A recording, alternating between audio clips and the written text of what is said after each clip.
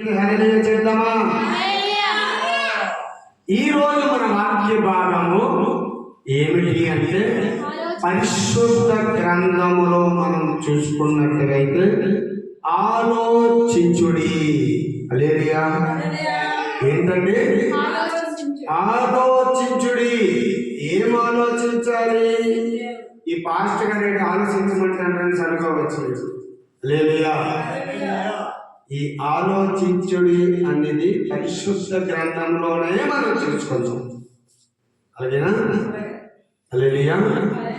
అయితే ఇందులో మనం ఎన్ని చెప్పుకుంటామో తెలియదు, కానీ ప్రస్తుతానికైతే నేను ముందు చెప్తాను ఒక 7 విషయాలు.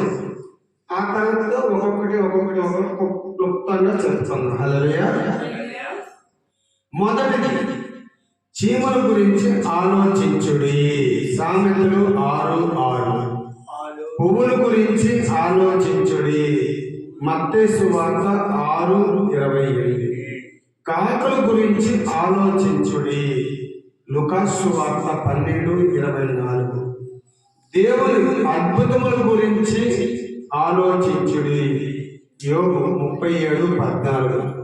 ఆయన గొప్ప కార్యముల గురించి ఆలోచించుడి. మొదటి సమూయేలు 12:24. క్రీస్తు ఓరిమిని గూర్చి ఆలోచించుడి. హెబ్రీ పత్రిక 12:3. శ్రమలో ఉన్న వారి గురించి ఆలోచించుడి. హెబ్రీ 13:13. హల్లెలూయా. ఫస్ట్ మనకు సామెతలు 6:6 వచ్చింది. లాస్ట్ లో హెబ్రీ 13:13 వచ్చింది. హల్లెలూయా. హల్లెలూయా. దేవాది దేవుడు మనతో మాట్లాడాలనుకుంటున్నాడు. ఏంటండి? మాట్లాడాలనుకుంటున్నాడు. మాట్లాడేటప్పుడు మనం ఎలా వినాలి? శ్రద్ధగా వినాలి. యేసయ్యా నాతో మాట్లాడండి అయ్యా అని మనము ఆయన బ్రతిమాలుకోవాలి. నేనైతే యేసయ్యా నాతోనే ఫస్ట్ మాట్లాడండి తండ్రి అని అడిగేసి వస్తాను. ఎందుకంటే ఆయన మాటలు మనం వింటే మనకి జీవం. ఆయన మాటలు మనం వింటే మనకి జీవనోపాధి. ఆయన మాటలు మనం వింటే సజీవు లెక్కల్లో. ఆయన మాటలు మనం వింటే సాతానుడు మన దరిదాపుల్లో రాలేదు. హల్లెలూయా. హల్లెలూయా. అయితే ఇప్పుడు మన వాక్య భాగంలోకి వెళ్ళిపోదామండి. సామెతల గ్రంథము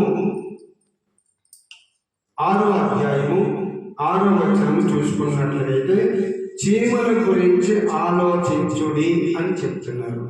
చదవమ్మ మధుప్రియ. వాటి నడతలు కనిపెట్టి జ్ఞానము తెచ్చుకొనును. హల్లెలూయా. ఏమంటారు? స్వామి పోతా స్వామరుడా చీమల యొద్దకు వెళ్ళుము, వాటి నడతలు కనిపెట్టి. ఏమంటాడు? వాటి నడతలు కనిపెట్టి జ్ఞానము తెచ్చుకొనుము. హల్లెలూయా. స్వామి వాడు చూడండి, లేచామా, తిన్నామా, తిరిగామా, నెక్స్ట్ అయితే పడుకున్నామా. హల్లెలూయా. మీకు బాగా తెలిసింది చెప్పట్లేదు. హల్లెలూయా. స్వామిని చీమల వద్దకు వెళ్ళి నేర్చుకో.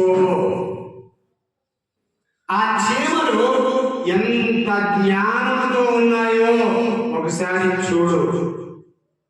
చూపుకి చీమ ఇంతే. బైబిల్ గ్రంథంలో చీమ గురించి రాశారంటే చూసుకోండి, ఎంత శ్రేష్టమైన జీవది. హల్లెలూయా. శ్రేష్టమైన జీవే కాదా? బైబిల్ గ్రంథంలో మెన్షన్ చేసిన ప్రతి ఒక్క జీవి కూడా శ్రేష్టమైనది. హల్లెలూయా.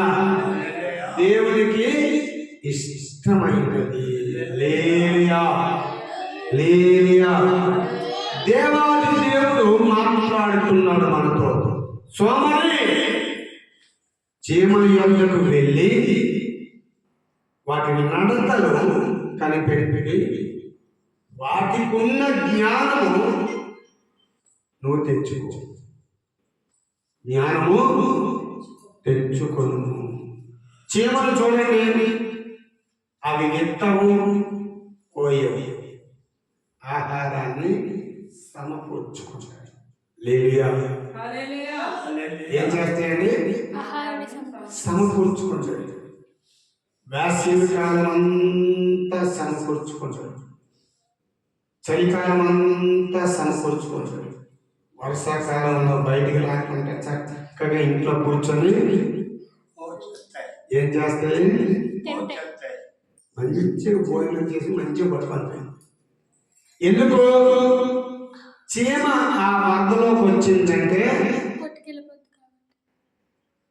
ఈ దేశం నుంచి వేరే దేశానికి కొట్టుకెళ్ళిపోయి అంతేనండి. వాటికి ఏం చేయండి? ఈ చిన్నతొమ్మలి గ్రామం నుండి పల్లె మీద గంగపేట వలస 19 వలస 19 వలస కసైనా కొట్టుకెళ్ళిపోతుంది, గంగంపేట కసైనా కొట్టుకెళ్ళిపోతుంది. ఇంకా వాదలు వస్తే అగ్రాలను కొట్టుకెళ్ళిపోద్ది, ఇంకా వాదలు వస్తే బొమ్మకు కొట్టుకెళ్ళిపోద్ది, ఇంకా ఎక్కువైతే జిఎంఆర్స్. మరి ఎక్కడ ఆగలేదు అంటే వేరపడతాం, ఇంకా ఆగలేదంటే నాగావళి ఏర్లో కానీ సువర్ణముఖి ఏర్లో కానీ ఈ 2 ఏర్లో ఏదో ఒక ఏర్లో కలిసిపోయి మరి అక్కడికి వెళ్ళిపోతే చెప్తాను. కానీ